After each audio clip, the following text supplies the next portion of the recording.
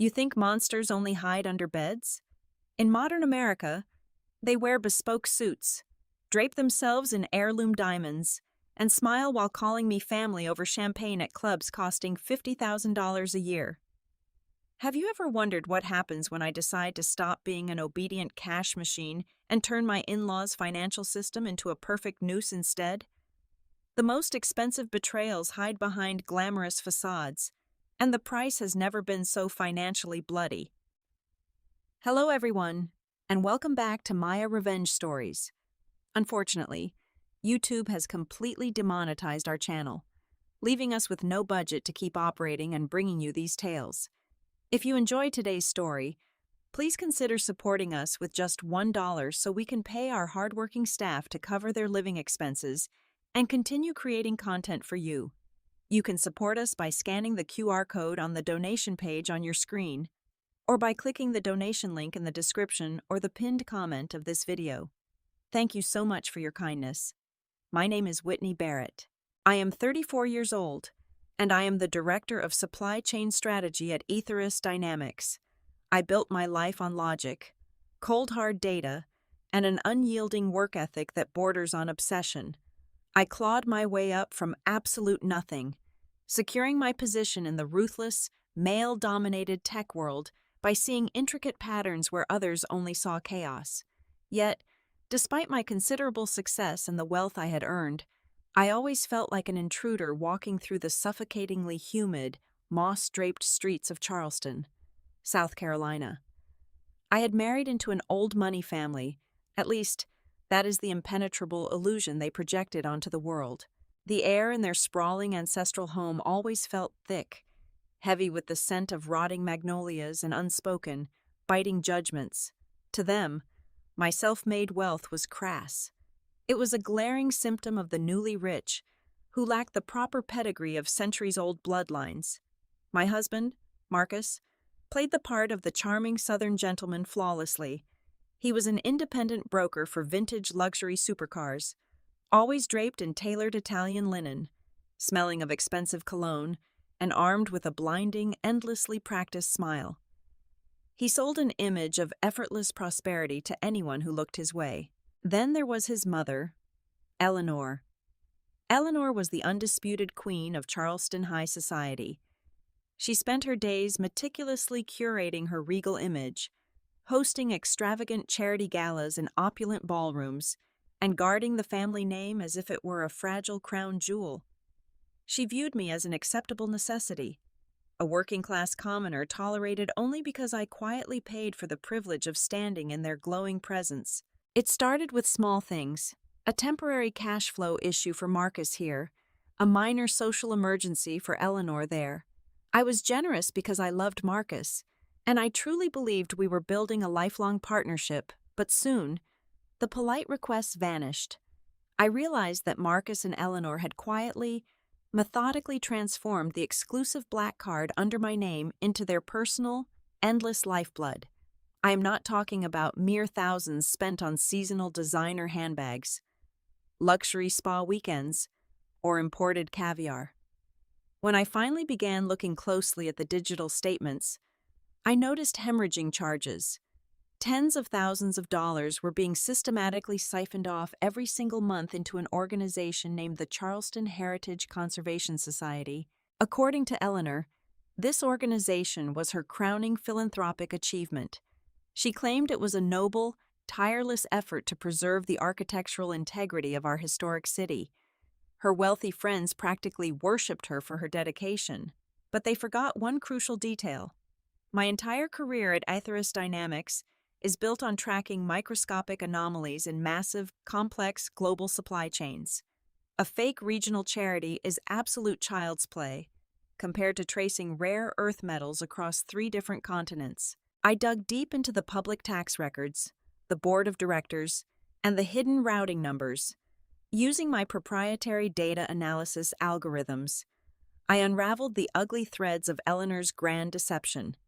The Charleston Heritage Conservation Society was nothing but a hollow shell company.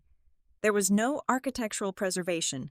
There were no charity balls saving historic Southern mansions. The money was flowing directly into offshore accounts, Tied to dangerous underground gambling syndicates, the immaculate, regal Eleanor, who looked down her nose at anyone using the wrong salad fork at dinner, was a desperate, degenerate gambler. She was bleeding me dry to cover her massive, mounting losses at illicit roulette tables and high-stakes poker games, all while wearing the pristine mask of a benevolent saint. And Marcus knew everything. He facilitated the wire transfers, aggressively protecting his mother's dirty secret and his own lavish lifestyle with my hard-earned money. I did not scream. I did not throw expensive porcelain plates or demand an immediate divorce. Confrontation only gives the enemy precious time to prepare their defense and spin their web of lies. Instead, I waited in the shadows. Tonight was Eleanor's 65th birthday. She had orchestrated an absurdly lavish dinner at the Palmetto Club, the most exclusive, heavily guarded, and wildly expensive restaurant in the entire state. She had invited 20 of the city's most influential VIP guests, prominent politicians, wealthy socialites, and ruthless business moguls. She wanted a captive audience to witness her unparalleled grandeur. I sat in the back of the sleek black town car beside Marcus, watching the flickering gas lamps of the historic district blur past the tinted window. Marcus was confidently adjusting his silk tie, humming a cheerful classical tune. Utterly oblivious to the invisible storm gathering right beside him, he patted my knee gently, offering me a hollow, charming smile. "Mother is going to be so thrilled tonight. Darling, it is going to be absolutely perfect," he said. "I am sure it will be a night she will never forget," I replied, my voice steady and sweet. I gave him a soft, affectionate smile in return. As he looked away, I reached into my velvet evening clutch and pulled out my phone. The glow of the screen illuminated my face in the dim cabin. I opened my private banking application. The dashboard loaded instantly, displaying the astronomical credit limit of the black card Marcus was currently carrying in his tailored breast pocket. I navigated directly to the security settings. My thumb hovered over the glowing screen for a fraction of a second. I felt a cold, profound sense of absolute clarity wash over my entire body. I pressed the button marked Permanently Lock Card. The screen flashed green, confirming the irreversible action. The financial umbilical cord was officially severed. I locked my phone, slipped it quietly back into my clutch, and looked out the window as we pulled up to the grand, glowing entrance of the Palmetto Club. The monsters were about to find out exactly who they had invited into their home. The private dining room of the Palmetto Club felt less like a restaurant and more like a velvet-lined theater of the absurd. Heavy crystal chandeliers hung from the vaulted ceiling, casting a warm, golden glow over the 20 carefully selected guests. The air was thick with the scent of roasted truffles, expensive perfumes, and the overwhelming stench of manufactured arrogance. At the head of the long mahogany table sat Eleanor, draped in emerald silk and wearing a diamond necklace that she loudly claimed had been in the family since the 18th century. She was in her absolute element, holding court with a captive audience of local politicians, wealthy real estate developers, and society matrons. "Wealth," Eleanor announced, her voice carrying over the gentle clinking of sterling silver, "is not merely about numbers in a bank account. It is about legacy. It is about the sacred duty to uphold the culture and refinement of our great city." She raised her glass, bathing in the polite, sycophantic murmurs of agreement from the table. At her right hand, Marcus was playing the ultimate host. He leaned back in his leather chair, a picture of relaxed, old-money confidence. He flagged down the sommelier with a flick of his wrist. "We will need 3 more bottles of the 1982 Bordeaux," Marcus declared loudly, ensuring the mayor and a prominent state senator seated nearby heard the vintage perfectly. "And keep the reserve champagne flowing, only the absolute best for my mother tonight." I sat at the far corner of the table, as far away from the center of attention as physically possible. In Eleanor's grand theatrical production, I had been cast perfectly as the quiet, slightly dull-witted, working-class wife who had married up and was expected to stay silent in the presence of true aristocracy. I played the part flawlessly. I took small sips of my sparkling mineral water, kept my posture rigidly polite, and watched. I watched Marcus laugh heartily at a terrible joke made by a city councilman. I watched Eleanor gracefully accept a toast praising her non-existent philanthropic efforts. I watched these glittering parasites gorge themselves on seared Wagyu beef and imported caviar, fundamentally unaware that the golden goose sitting quietly at the end of the table had just locked the cage. The sheer, grotesque vanity of it all was intoxicating. Every laugh, every boast, every clink of crystal felt like a drop of heavy irony landing right in the center of the table. 2.5 hours into the dinner, the grand finale approached. The plates were cleared, the final toasts were made, and the heavy leather folder containing the bill was delivered on a silver tray. It was placed precisely in front of Marcus. He did not even bother to open it to check the damage. Why would he? It was not his blood, sweat, and sleepless nights paying for it. I knew exactly what the total was. The application on my phone had sent me a push notification before I locked it. $12,000, a staggering sum for a single meal, casually racked up to massage their fragile egos. With a smug, practiced flourish, Marcus reached into his tailored breast pocket. He pulled out the sleek, heavy metal of my black card and tossed it carelessly onto the silver tray. He flashed his blinding smile at the head waiter.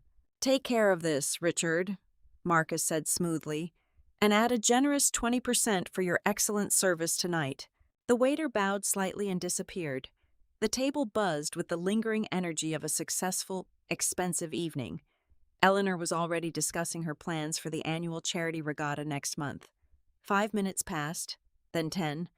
The conversation continued, but I noticed Marcus subtly checking his expensive watch. Finally, the waiter returned. His previous smooth, deferential posture was gone. He looked pale, his eyes darting nervously around the table before settling on Marcus. He leaned down, placing the leather folder back on the table, and whispered quietly. But in the sudden lull of conversation, his voice carried perfectly across the crystal and porcelain. "I am so sorry, sir," the waiter murmured, his voice trembling slightly. "The card has been declined. The terminal indicates a strict security lock." The silence that fell over the table was absolute and instantaneous. It was as if all the oxygen had been violently sucked out of the room. 20 pairs of eyes, including those of the mayor and the state senator, snapped directly to Marcus. Marcus's flawless, charming facade cracked. A violent flush of deep crimson crept up his neck and spread across his cheeks. He let out a harsh, uncomfortable laugh, a sound entirely devoid of its usual warmth. "There must be some ridiculous mistake with the machine," Marcus stammered, grabbing the black card and aggressively shoving it back toward the waiter. "Run it again. It is a premium account. There are no limits." "I have tried it 3 times, sir," the waiter replied, stepping back defensively. "The bank automated system has explicitly rejected it. Do you have another form of payment?" The humiliation in the air was thick enough to slice with a steak knife. Marcus's hands were shaking as he yanked his own leather wallet from his back pocket. He pulled out a platinum card under his own name and handed it over. The waiter brought a portable terminal to the table. He inserted the card. The machine beeped a sharp, negative tone. Declined. Marcus was sweating now, the expensive Italian linen suddenly looking tight and suffocating. He pulled out another card. Declined. A third card. Declined. Every single line of credit he possessed was maxed out, utterly drained by his desperate attempts to keep up his luxurious facade. Eleanor was gripping the edge of the mahogany table so tightly her knuckles were completely white. The regal queen of Charleston looked as though she was about to vomit directly onto her imported silk dress. The VIP guests shifted uncomfortably in their chairs, staring at their laps, desperately trying to avoid witnessing the catastrophic financial slaughter happening right in front of them. The panic in Marcus's eyes was absolute. He looked around wildly, his gaze finally landing on me, a silent plea for rescue forming on his lips. He expected me to fix it. He expected me to quietly make a phone call, clear the security hold, and save him from the agonizing embarrassment, just as I had always done. Instead, I slowly pushed my chair back. The wooden legs scraped loudly against the marble floor, echoing like a gunshot in the dead silence of the private room. I stood up, smoothing the front of my dress with agonizing precision. I reached into my small velvet clutch. I bypassed my phone and my driver license, my fingers closing around a crisp, folded piece of paper currency. I walked slowly down the length of the long table. Every eye in the room followed my every movement. I stopped right next to Eleanor's chair. She looked up at me, her face pale and utterly terrified. I smiled down at her, a gentle, perfectly warm, and absolutely merciless smile. I placed a single $100 bill flat on the mahogany table, right next to her empty wine glass. "Happy birthday, Eleanor," I said, my voice clear, melodic, and perfectly audible to every single politician and socialite in the room. "This $100 covers the cost of my house salad and my mineral water. As for the other $11,900 on the bill, consider this financial independence my gift to you." I did not wait for a response. I did not look at Marcus, who was sitting frozen, his mouth opening and closing like a suffocating fish. I turned my back on the table, my heels clicking a sharp, steady, victorious rhythm on the marble floor. I walked out of the heavy double doors of the private room, leaving the monsters behind to face the crushing, agonizing reality of the public slaughterhouse I had just built for them. The ride back to the estate was a masterclass in absolute silence.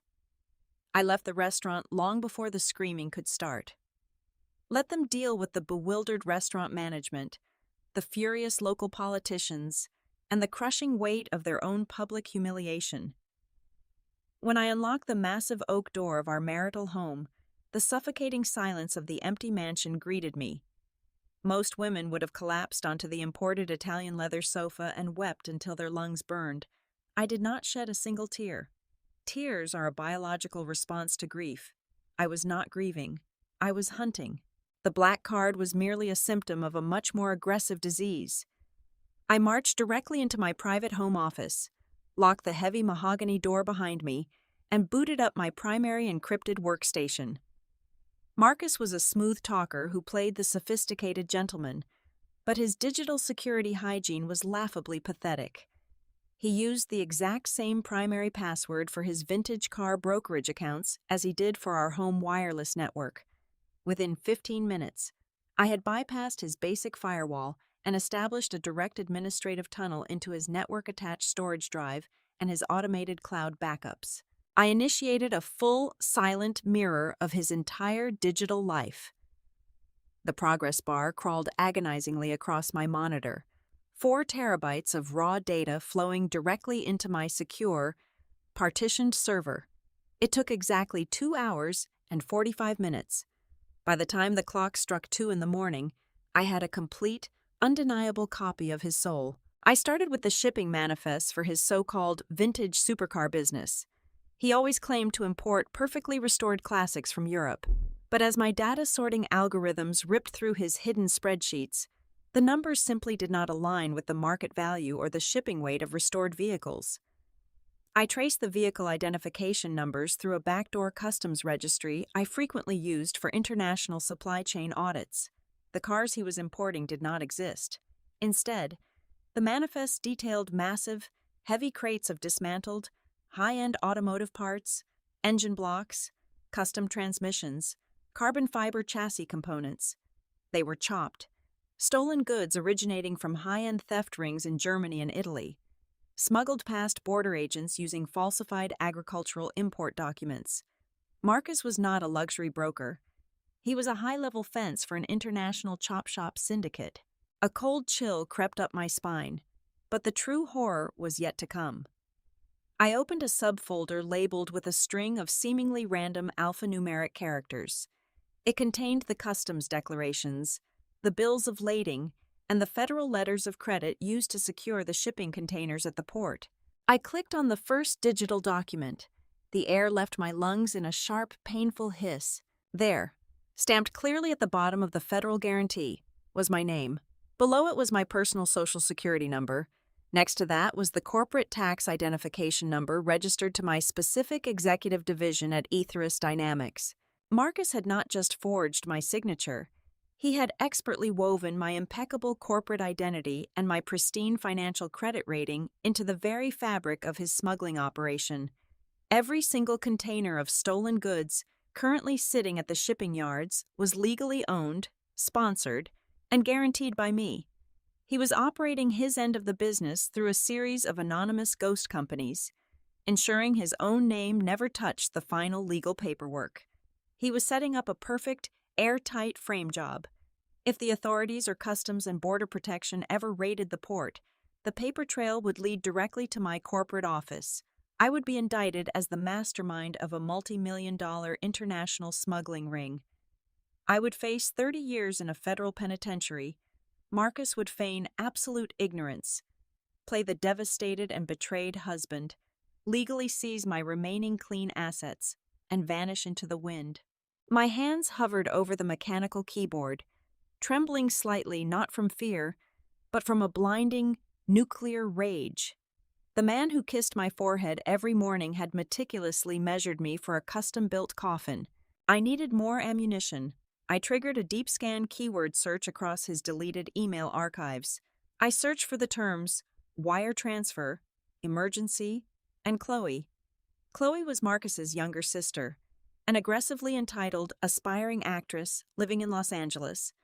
Exactly 14 months ago, Chloe had called me in the middle of the night, completely hysterical. She claimed she was being targeted and blackmailed by a violent ex-boyfriend who had compromising, illicit videos of her. She begged for my help, swearing Marcus and Eleanor could never know because the scandal would destroy the pristine family reputation, believing I was protecting my sister-in-law.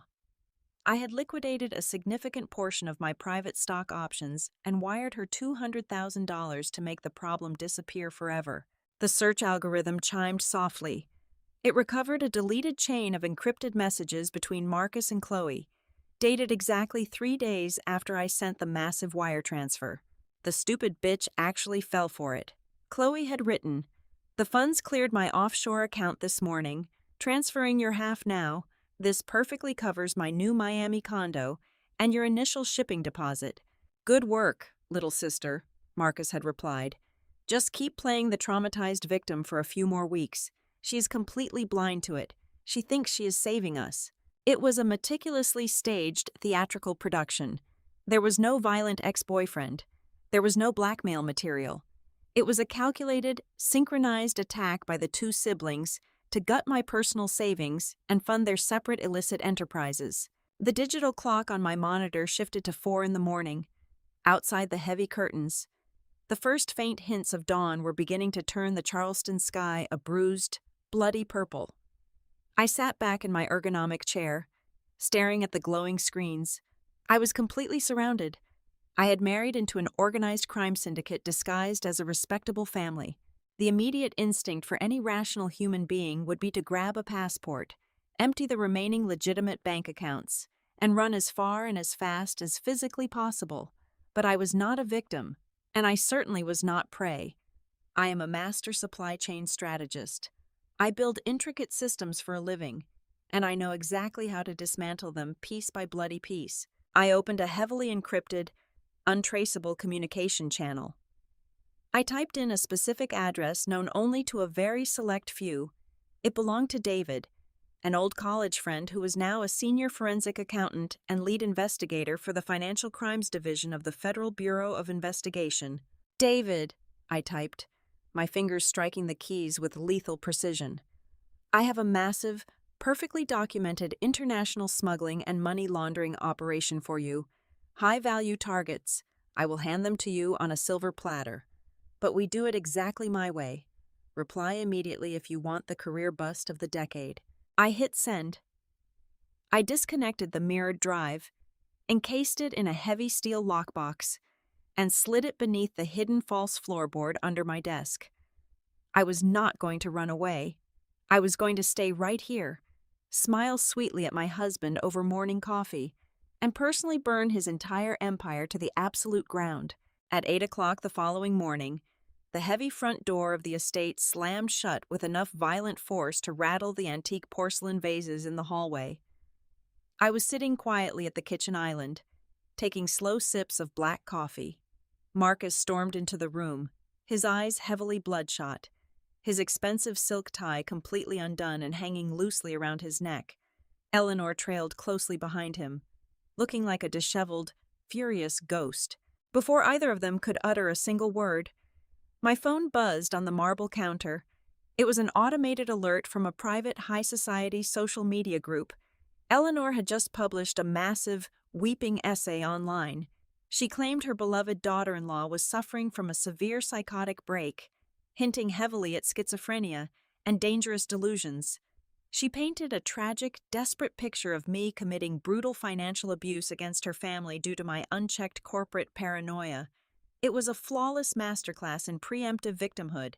She was actively isolating me, ensuring that if I ever tried to tell the truth about the locked black card or the underground gambling, Charleston society would simply view me as a crazy, vindictive woman trying to destroy a noble family.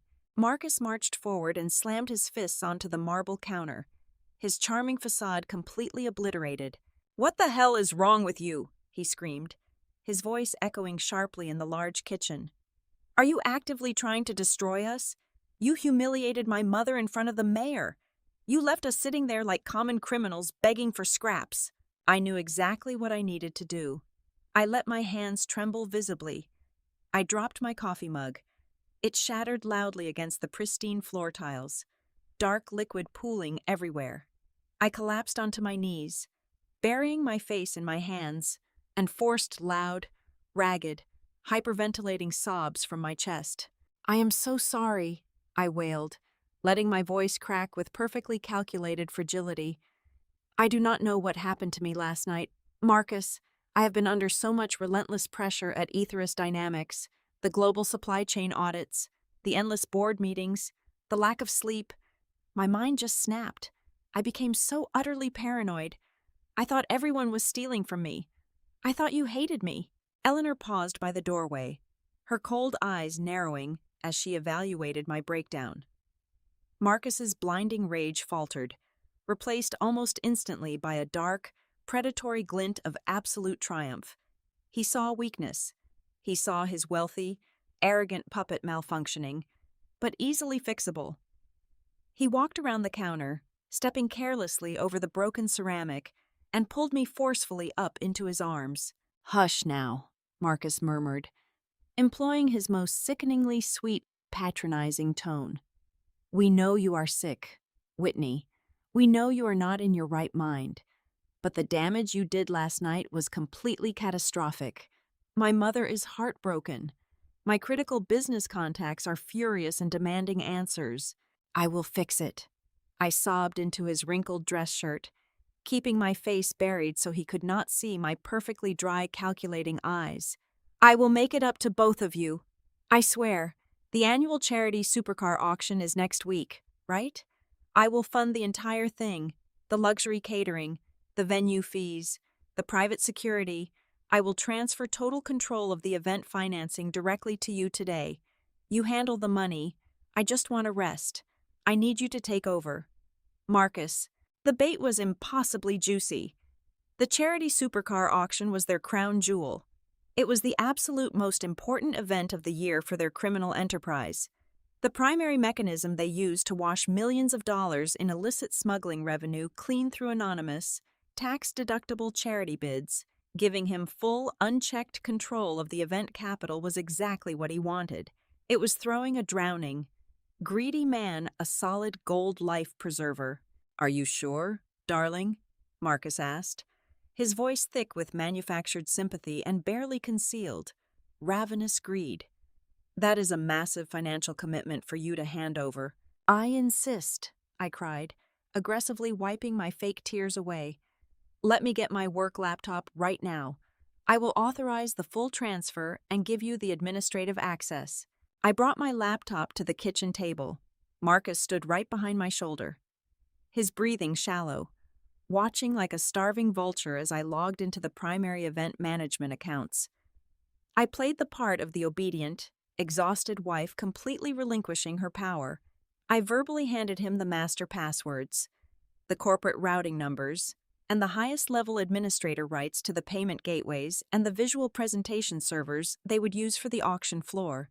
But beneath the surface of the visible browser windows, while he was entirely distracted by the sheer volume of cash I was routing into his staging accounts, my fingers were dancing rapidly across the keyboard using hidden terminal shortcuts. I was not just handing him the keys to the kingdom, I was quietly embedding a highly sophisticated, self-replicating malware packet deeply into the central nervous system of their entire auction infrastructure. I had coded the virus myself. Think of it like a dormant digital parasite. Once planted inside their payment processing system and the audio-visual servers, it would simply sleep, completely undetectable to commercial security software. It would wait patiently in the dark until I sent a single, encrypted alphanumeric command from my phone to wake it up. Once awakened, it would ruthlessly bypass all their security protocols, lock them permanently out of their own databases, and give me absolute dictatorial control over every screen, every speaker, and every financial transaction at the gala. "There," I whispered, closing the laptop with a soft, definitive click. "It is all yours, Marcus. The money, the accounts, everything. I am so exhausted." Marcus exhaled a wide, deep breath of absolute relief and total victory. He wrapped his arms around me from behind, pulling me tightly against his chest. He gently stroked my hair, a master manipulator comforting his deeply broken, submissive prey. He truly believed he had won the war. He genuinely believed his social media gaslighting had completely shattered my sanity and restored his absolute, unquestioned dominance over my wealth. "You did the right thing, Whitney," he whispered softly into my ear, kissing my temple. "We are family. We protect each other. You just need to let me take the wheel from now on." I leaned my head back against his shoulder, perfectly playing the part of the surrendered, broken wife, but my eyes were wide open. I looked straight ahead at the large, dark glass of the kitchen window. In the dim morning light, the glass acted like a perfect, flawless mirror. I saw Marcus's smug, victorious smile resting against my hair, and then I saw my own reflection. My face was completely still. The manufactured tears were entirely gone. My eyes stared back at me from the glass, completely devoid of warmth, empathy, or fear. They were cold, hardened, and incredibly sharp. I was looking at the reflection of a woman holding a loaded digital gun directly to her husband's head, perfectly content to wait in the shadows for the absolute best moment to pull the trigger. The countdown began. 7 days until the annual charity supercar auction. The sprawling estate transformed into a frantic, chaotic command center, and the devil herself flew in from Los Angeles to join the madness. Chloe arrived on Tuesday afternoon, dragging 4 oversized designer suitcases and an attitude of absolute, venomous superiority. She had fully digested Eleanor's fabricated narrative that I was mentally broken and financially dangerous. She treated me less like a sister-in-law and more like a heavily medicated, deeply irritating servant. "Fetch my green juice, Whitney," Chloe commanded on Wednesday morning, not even looking up from her glowing phone screen as she lounged on the patio. "And make sure the ice is strictly crushed, not cubed. My throat is incredibly sensitive today." I smiled a blank, perfectly vacant smile. "Of course, Chloe, right away." I brought her the juice. I also brought my phone, tucked neatly into the deep pocket of my cashmere cardigan, the high-definition voice recorder already running. I handed her the glass and stepped out of the room, just as Marcus walked in to greet her. I stopped completely still in the hallway, pressing my spine against the cold plaster wall, listening to the microphone capture every single word. "So, how is the crazy wife holding up?" Chloe laughed, the sound sharp and entirely devoid of empathy. "God, she looks like an absolute zombie. I still cannot believe she actually wired me $200,000 last year without asking a single follow-up question. I practically bought my entire Miami condo with her pathetic stupidity." Keep your voice down, Marcus hissed, though I could easily hear the arrogant smirk in his tone. She is highly pliable right now. We are draining the final corporate staging accounts this week. Once the auction clears the new shipments and washes the cash, we will have her legally committed to a facility and take the rest of her portfolio. I quietly reached into my pocket and stopped the recording. The audio file was perfectly crisp, catching every nuance of their criminal conspiracy. That was the first inescapable nail in Chloe's bespoke coffin. 4 days remaining. I needed to ensure the audience for their impending destruction was absolutely unparalleled. I utilized a heavily secured line to contact the Vice President of Public Relations at Aetheris Dynamics. I cashed in every massive professional favor I had accumulated over the past decade. Under the strict guise of a highly confidential corporate sponsorship for the charity, I arranged for the absolute elite of South Carolina to be placed directly in the front row. I secured personal attendance confirmations from the governor, 3 federal district judges, and a ravenous swarm of ruthless paparazzi who usually ignored these stale Southern galas. They were promised a historic, completely unprecedented financial announcement. I was building an inescapable, brightly lit amphitheater for their slaughter. 2 days remaining. My secure, encrypted phone vibrated at exactly 2 a.m. It was David, my lead contact at the Federal Bureau. "We have a massive, undeniable hit, Whitney," David said, his voice crackling with pure operational adrenaline. Customs and Border Protection just intercepted 3 enormous shipping containers at the primary port. They are completely loaded to the brim with stolen European engine blocks and chopped luxury chassis. The manifest paperwork has your personal corporate identification number stamped all over it. My tactical team is heavily armed and ready to raid Marcus's warehouse right now. "No," I replied, my voice completely flat and devoid of any emotion. "Do not move a single agent yet. If you raid that warehouse today, his high-priced defense lawyers will find a jurisdictional loophole. You need to take him down in front of the flashing cameras, totally surrounded by the illicit money." "When do we move?" David asked. "Saturday night, exactly 8:45 in the evening. I will personally drop the digital security gates at the gala venue. Bring the heavy tactical armor. David, it is going to be a spectacular show." 12 hours remaining. It was the morning of the auction. Marcus knocked lightly on the door of my home office, sliding a thick, professionally bound stack of legal documents directly onto my desk. It was a comprehensive power of attorney and a total asset transfer authorization. It was the final, lethal trapdoor. He needed my ink on that paper to officially tie me to the ghost companies holding the smuggled cars, guaranteeing I would take the absolute full impact of any sudden federal indictment. "Just a standard legal formality for the auction clearinghouse, darling," Marcus said, his eyes practically vibrating with predatory anticipation. "Just sign at the bottom of the 3 marked pages." I picked up my favorite heavy steel pen. I did not hesitate for a fraction of a second.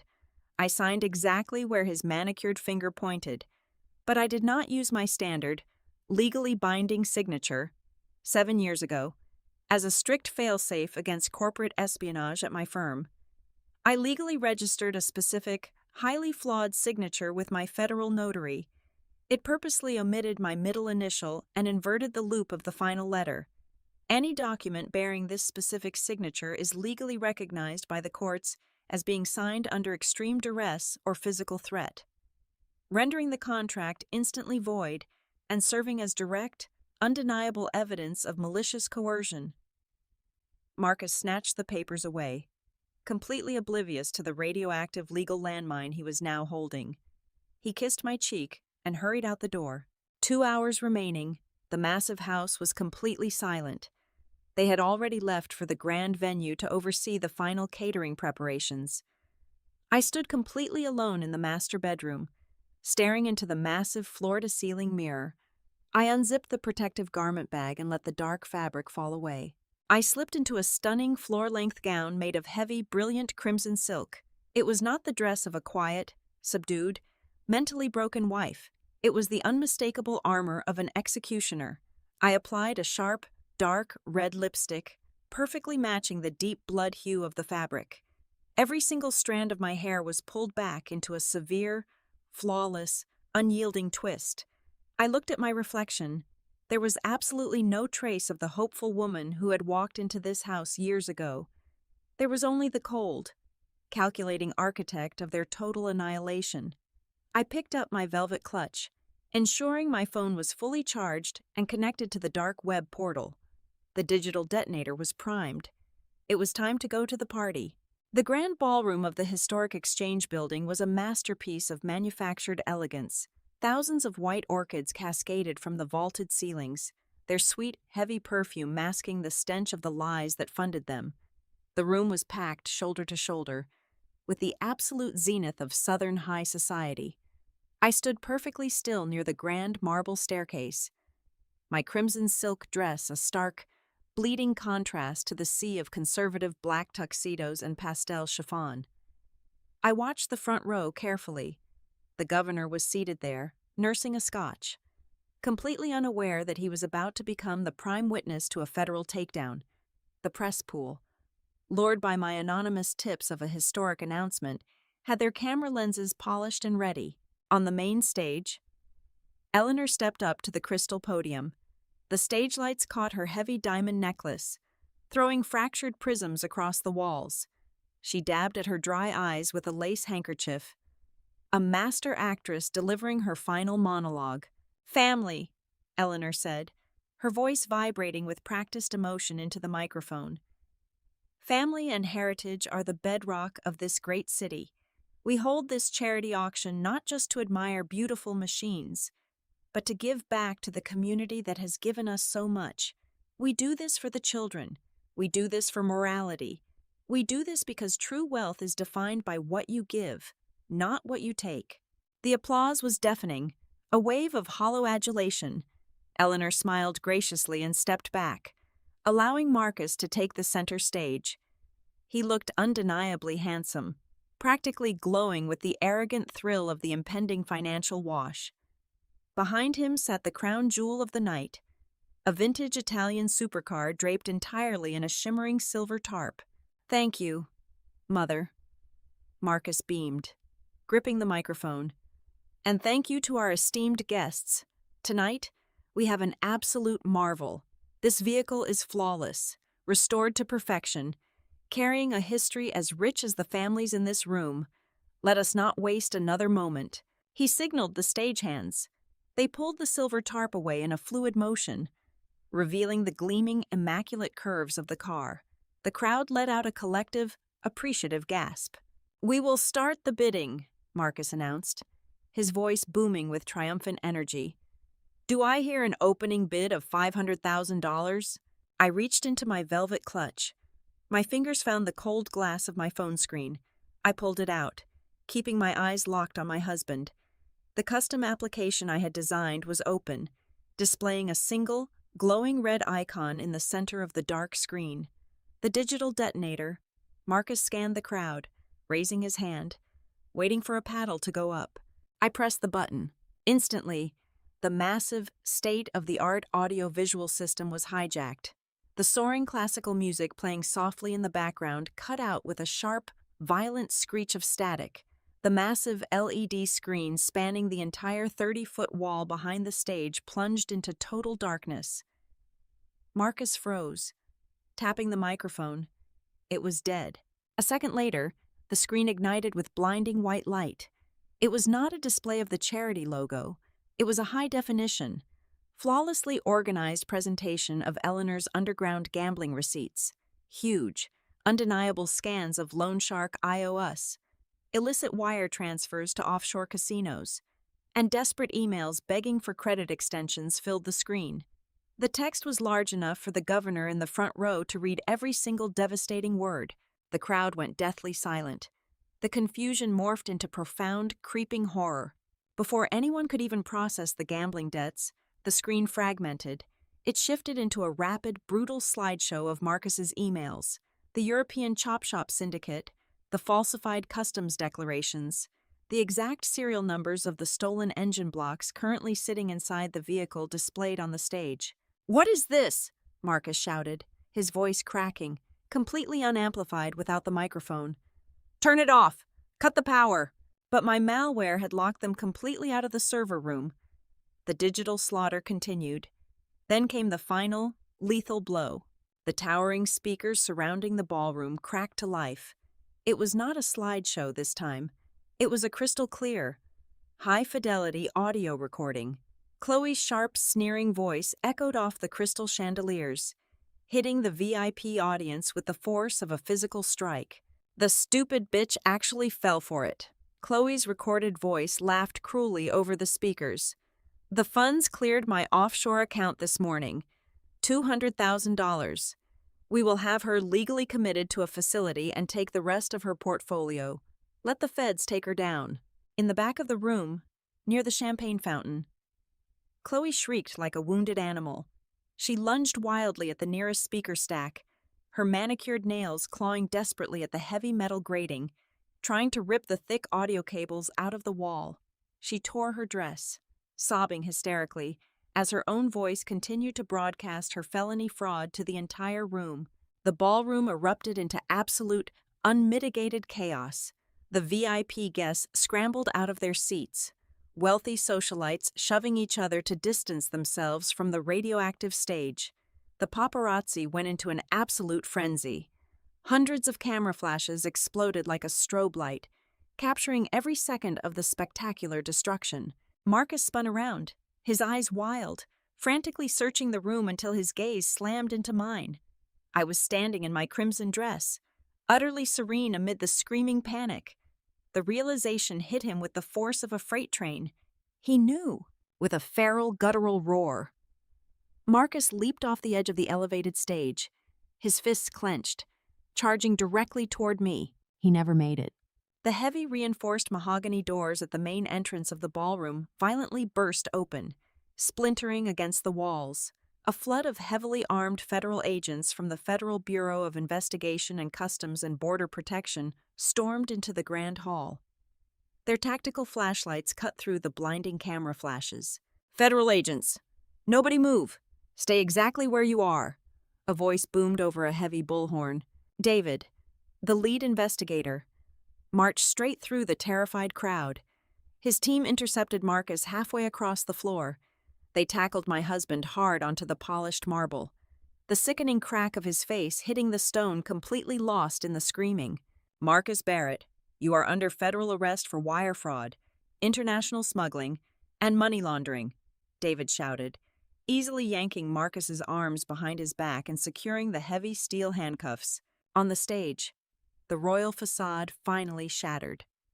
Eleanor, the undisputed Queen of Charleston, let out a weak, pathetic gasp. Her eyes rolled back into her head, and she collapsed in a genuine, ungraceful heap onto the hard wooden floor.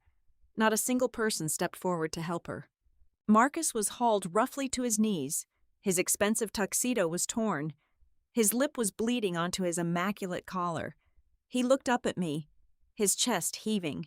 The sheer arrogance was entirely gone, replaced by a deep, hollow, paralyzing terror. He looked at me as if he were seeing a complete stranger, a monster far worse than anything he could have ever imagined. I did not scream, I did not hurl insults, and I did not demand apologies. I simply walked over to the nearest cocktail table. I reached for my left hand and smoothly slid the heavy diamond-encrusted wedding band off my finger. I held it over a crystal flute filled with expensive, bubbling champagne. I let it go. The heavy gold sank instantly to the bottom, obscured forever by the rising bubbles. From the shadows behind me, my corporate attorney stepped forward in a crisp navy suit. He did not say a word.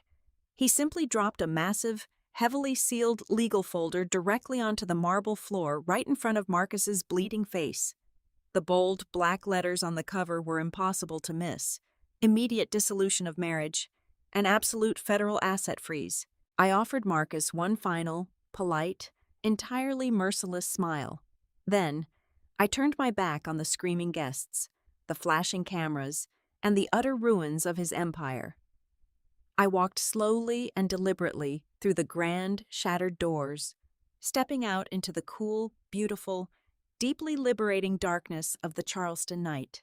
Thank you so much to everyone for listening to my story today. I would love to know where you are tuning in from, so please let me know in the comments. If you found today's story engaging and satisfying, I humbly ask for your help. Please consider supporting our team with just $1 by scanning the QR code on the donation page on your screen, or by using the donation link in the description or the pinned comment. Your kindness helps pay the salaries of the hardworking people behind this channel, allowing them to feed their families and continue bringing you more incredible stories like this one. Have a wonderful day.